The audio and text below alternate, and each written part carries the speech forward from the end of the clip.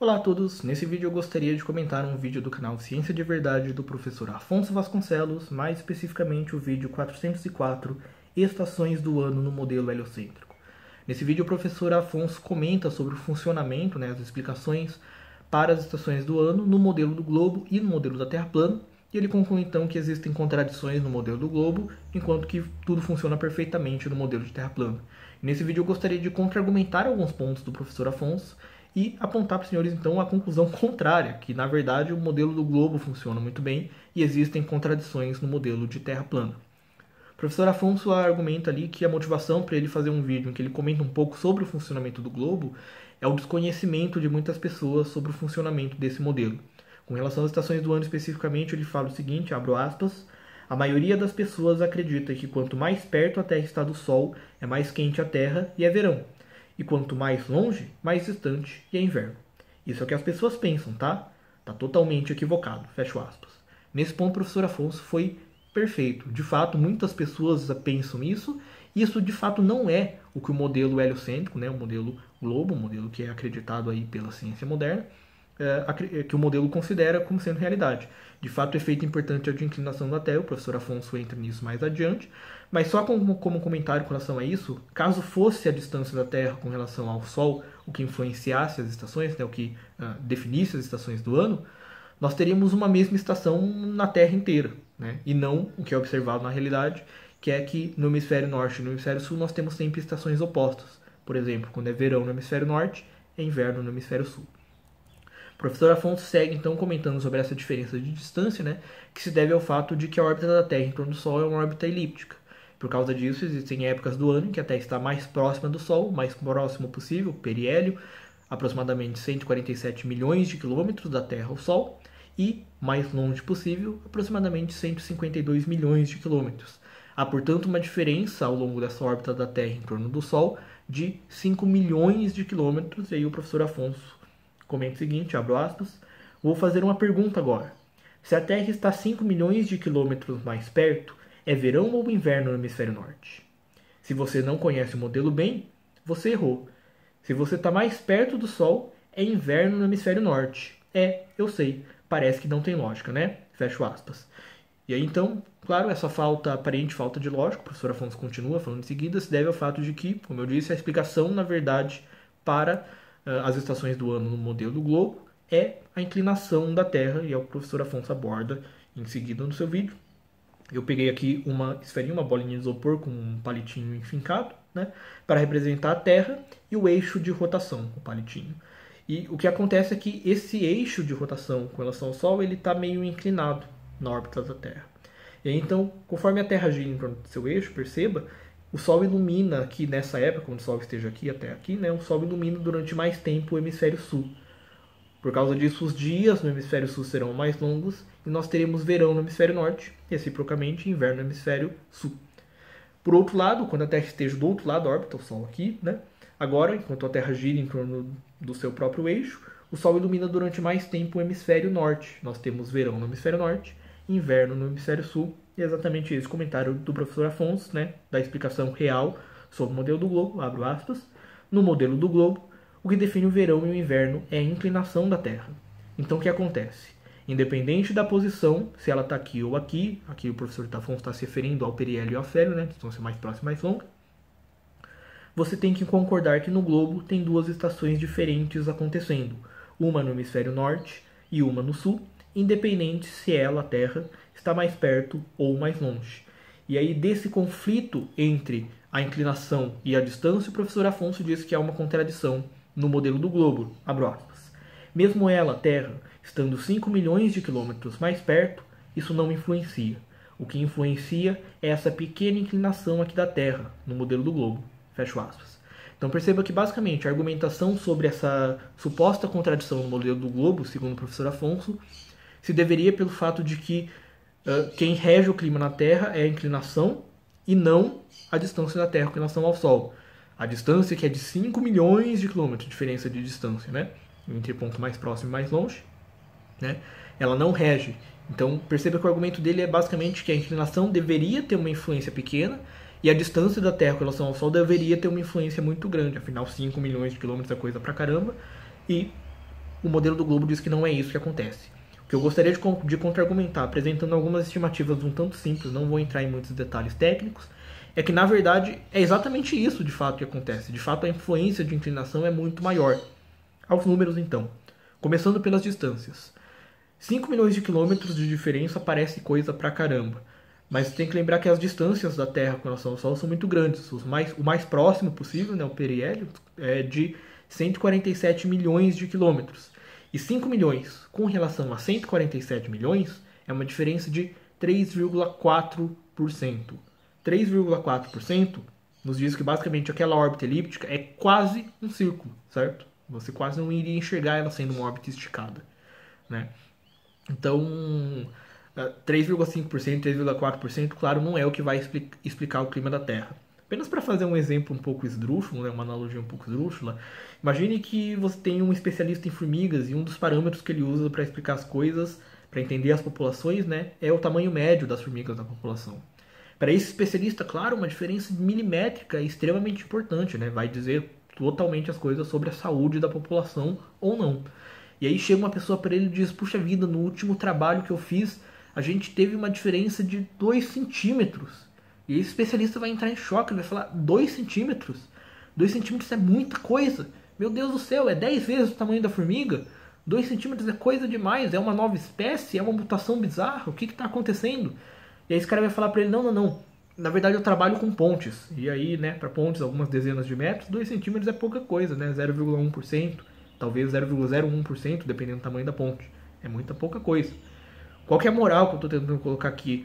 É que a gente não pode simplesmente se impressionar com um número, mas a gente tem que sempre entender as escalas nas quais esses números se inserem. De novo, 5 milhões de quilômetros pode parecer muita coisa, mas dentro das escalas da distância da Terra com relação ao Sol, 147, 152 milhões de quilômetros, isso é muito pouco. Isso é só 3,4%. Então isso é uma influência muito pequena. Um comentário extra com relação a isso é que, para a gente definir o clima na Terra, claro, o que a gente teria que entender é o quanto de energia do Sol chega até a Terra, ou seja, quanto de radiação solar chega na Terra. Eu não quero entrar nos detalhes com relação a isso, que seria entender que porção da energia solar chega até a Terra, a gente teria que considerar que a Terra manda energia para todas as direções, e aí por causa disso, conforme a distância da Terra com relação ao Sol muda, a Terra recebe uma porção diferente da energia total que o Sol emitiu em todas as direções, mas do ponto de vista energético, a diferença entre periélio e afélio acaba ficando aí aproximadamente 6,5%. Ainda assim, claro, é uma diferença muito pequena para definir o clima na Terra. De fato, como eu disse, o que define o clima na Terra é a inclinação da Terra, né? Esse eixo que na verdade é um pouquinho inclinado, certo? E de fato, a parte importante é isso, novamente é uma conta aí de geometria, relativamente simples de fazer, mas eu não vou entrar nos detalhes, mas uma conta de geometria simples a gente consegue mostrar que esse efeito de inclinação da Terra consegue prever de forma correta as durações do dia, né, ao longo de regiões diferentes da Terra, que nós sabemos que varia em épocas diferentes do ano, verão, inverno, outono, né? Varia aí em regiões diferentes, e a inclinação da Terra consegue computar isso de forma correta. Qual que é a parte importante disso?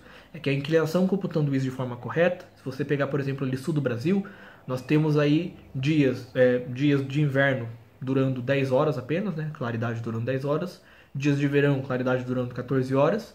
10 para 14 horas, uma diferença de 4 horas. Comparado às 10 do inverno, é um aumento de 40%. Se a gente for mais para o sul ainda e lá para a Argentina, né? Nós temos aí no inverno dias durando 9 horas, no verão dias durando 15 horas. E já virou uma diferença de quase 70%. Se a gente descer ainda mais para o sul, né, lá para o extremo sul da Argentina, a gente vai ter invernos, dias durando 8 horas, verão, dias durando 16 horas, e já virou uma mudança de 100% na duração, certo? A moral de tudo isso é, perceba, percentualmente, os efeitos de inclinação são muito maiores do que os efeitos de distância para uma certa região da Terra. E é exatamente por isso que quem define as estações do ano são, né, os efeitos da inclinação e não os efeitos da distância entre Terra e Sol. Você olhar para aquela órbita elíptica, ver aquela distância de 5 milhões de quilômetros, se impressionar com ela e dizer deve ser isso que governa a Terra, é você se confundir em uma caricatura. Como a gente já comentou, 3,5%, 3,4% na distância, né, entre ponto mais próximo e ponto mais distante, nos diz que a nossa órbita é quase circular. Aquele desenho da órbita elíptica totalmente esticado da Terra em torno do Sol é um desenho, uma caricatura, né, que tem as suas deformações a fim de destacar uma certa característica. Qual característica? Existe ali uma época que a Terra está mais próxima, uma época que a Terra está mais distante. Se eles fizessem um desenho real, quase circular, você não conseguiria quase enxergar essa diferença. Então tem um fim didático. Agora, você levar essa representação caricata como sendo uma representação fiel da realidade e querer então entender ela como sendo uma influência mais forte do que a inclinação, nesse caso você se confundiu no desenho caricato que você mesmo fez para tentar fazer uma explicação didática de um outro fenômeno. O professor Afonso segue então comentando sobre o modelo de Terra plana, funcionamento das estações. Eu vou tentar dar um resumo aqui desse modelo, né? A ideia seria então que a Terra seria de fato plana, portanto um mapa de Terra plana, como aqui está representado, seria uma representação fiel ou quase fiel da Terra, né? Diferente, por exemplo, quando você tem uma Terra esférica, né? Que uma superfície esférica, quando você tenta representar ela no plano, introduz naturalmente deformações, seja de distância, seja de ângulos. Aqui no caso o mapa seria basicamente perfeito, né? Claro, pode ter aí uma imprecisão ou outra, mas seria um mapa basicamente perfeito, então as distâncias estariam proporcionalmente representadas de forma perfeita e os ângulos estariam perfeitos. No mapa de Terra plana, o polo norte seria o centro da Terra, enquanto que o polo sul seria, na verdade, toda a borda da Terra, né? Em preto, eu destaquei ali esse círculo em preto, que seria a linha do Equador. Perceba então que as latitudes são círculos em torno desse polo norte, em torno do centro da Terra. O Sol seria muito menor nesse modelo, né, do que o que é considerado no modelo heliocêntrico, no modelo que é acreditado pela ciência moderna. O Sol seria muito menor, estaria muito mais próximo da Terra, apenas alguns milhares de quilômetros da Terra. E, sendo muito menor e estando muito mais próximo, ele iluminaria apenas as regiões que estão mais próximas a ele. Por causa disso, ele não ilumina toda a Terra e nós temos efeitos de dia e noite. O que explicaria as estações do ano, então? O Sol, durante um dia, realiza uma órbita circular, como, por exemplo, essa órbita em preto que está apresentada. Mas, ao longo do ano, ele não realiza sempre a mesma órbita. Em certas épocas do ano, ele realiza uma órbita menorzinha, essa órbita em amarelo que está destacada. Sendo uma órbita menor, uma órbita mais concentrada no centro da Terra, no hemisfério norte, nós teremos então verão no hemisfério norte e inverno no hemisfério sul. E até aqui a explicação funciona muito bem. Durante outras épocas do ano, porém, o Sol faria uma órbita maior, uma órbita mais próxima da borda, por exemplo, a órbita em vermelho que está destacada, e aí, estando mais concentrado no hemisfério sul, né, na parte mais à borda da Terra, nós teremos então verão no hemisfério sul, inverno no hemisfério norte, e é exatamente isso aqui que falha completamente nesse modelo de Terra plana, e eu gostaria de justificar agora para os senhores por que isso falha. Para isso, eu gostaria que os senhores considerassem dois pontos fixados na Terra. Um deles aqui no hemisfério sul, essa linha em vermelho, na verdade, que eu destaquei é o Trópico de Capricórnio, né? Então, um ponto aqui no Trópico de Capricórnio. E um outro ponto em laranja, que está agora no Trópico de Câncer, a linha amarela, na verdade, é o Trópico de Câncer. Perceba que os dois estão à mesma longitude, que seria um raio aqui, né, saindo do centro e chegando até a borda. Estão à mesma longitude, mas em latitudes diferentes, ponto em azul no hemisfério sul, ponto em laranja no hemisfério norte. E aí eu lhe pergunto agora, na situação em que o Sol realiza a órbita em vermelho, que seria, portanto, verão no hemisfério sul e inverno no hemisfério norte, em que porção dessa órbita o Sol permanece mais perto do ponto no hemisfério sul, do ponto em azul, do que do ponto em laranja no hemisfério norte? E eu destaquei essas porções da órbita. A porção em azul dessa órbita é a porção em que o Sol está mais próximo do cara do hemisfério sul, do ponto azul, enquanto que a porção laranja da órbita é a porção em que o Sol está mais próximo do ponto em laranja do hemisfério norte. Ou seja, perceba que ao longo de quase toda a órbita do Sol, ele está mais próximo de um ponto do hemisfério norte. E se o que governa o fato do local estar iluminado ou não pelo Sol é a distância do Sol em relação a esse local, nós automaticamente teríamos que o dia nesse ponto em laranja do hemisfério norte seria muito mais longo do que o dia no hemisfério sul, ponto em azul. Ou seja, mesmo o Sol fazendo essa órbita maior, essa órbita que agora ficou azul e laranja, de órbita em vermelho, que estava antes destacado, mesmo nesse caso, ainda assim nós teremos o dia mais longo no hemisfério norte do que no hemisfério sul, portanto nós não teríamos verão no hemisfério sul.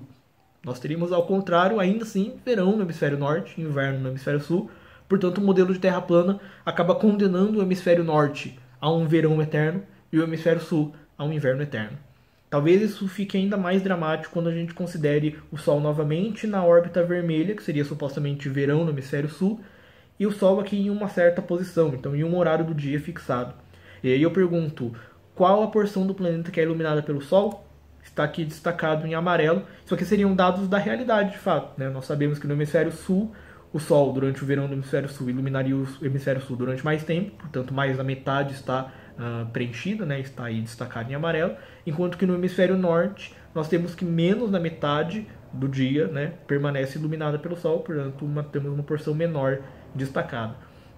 De fato, perceba ainda que o polo norte não está nada iluminado, né, que é o efeito de sol da meia-noite no polo norte. E esse desenho mostra de forma extremamente dramática que não, o Sol não ilumina apenas as regiões que estão próximas a ele. O Sol ilumina regiões que estão muito distantes a ele, né, essas porções do hemisfério sul aqui, né, que estão iluminadas. Enquanto isso, o Sol ilumina regiões que estão muito... não ilumina, desculpa, regiões que estão muito próximas a ele, né, esse pedacinho do hemisfério norte aqui, próximos ao polo norte, né, que estão relativamente próximos ao Sol, mesmo assim não são iluminados, né? Ou seja, esse desenho mostra de forma extremamente dramática que não, o Sol não ilumina apenas as regiões próximas a ele. Na verdade, se a gente compara com a realidade, isso aqui seria ainda mais dramático. Isso porque o Sol, lembre, nós temos o fenômeno de Sol da meia-noite no hemisfério sul também, portanto nós teríamos a região extrema aqui do norte também, da parte de cima da figura, né, sendo também iluminada, né? Nós teríamos toda uma região aqui sendo iluminada da parte da borda, né? Sendo iluminada mesmo a parte de cima da borda estaria sendo iluminada. Eu só não incluí isso aqui nessa figura porque o pessoal de Terra plana muitas vezes diz que não acredita no fenômeno de Sol da meia-noite no hemisfério sul, então eu não incluí isso aqui para não ter nenhum tipo de conflito com relação a isso. Concluindo então, quando a gente olha novamente para o desenho das órbitas em amarelo e em vermelho, amarelo que seria o verão no hemisfério norte, vermelho que seria o verão no hemisfério sul, tudo parece muito bom, muito bem. Isso porque você considera a órbita como um todo e não o Sol iluminando cada região específica. O hemisfério sul parece estar mais iluminado, mas cada local específico do hemisfério sul está muito pouco iluminado, na verdade. Isso porque o modelo de Terra plana introduz essa assimetria estranha entre hemisfério norte e hemisfério sul, né? O hemisfério sul é muito maior, portanto iluminá-lo é muito mais difícil, tem que iluminar uma região muito maior. Bem, eram esses os comentários que eu gostaria de fazer. Eu espero que esse vídeo tenha ajudado. Se você me acompanhou até aqui, por favor, deixe seu like, se inscreva no canal. Se você tem algum comentário, alguma dúvida ou sugestão, por favor, deixe nos comentários. Novamente, espero que esse vídeo tenha ajudado e até a próxima.